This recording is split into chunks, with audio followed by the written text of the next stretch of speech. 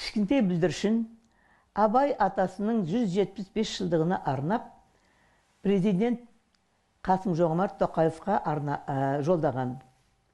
Ал президентіміз оны елге жолдады.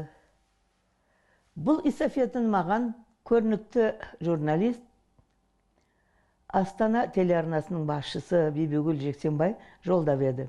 Мен бұл эстафетаны үлкен қуанышпен қабылдадым. Енді мен әнші болғаннан кейін сіздерге ұлы Абайдың сөзіне жалған Брусиловскийдің әні «Жүрегім соқпа».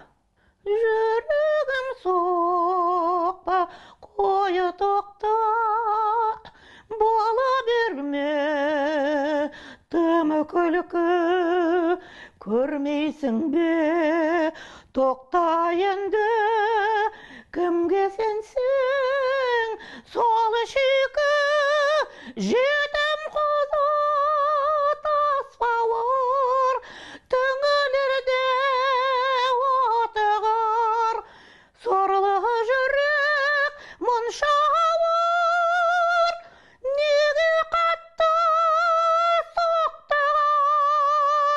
Мен бұл эстафетаны парламент мәжілісінің төрағасы Нұрлан Зайроллаұлы Нигматуллинге жолдаймын.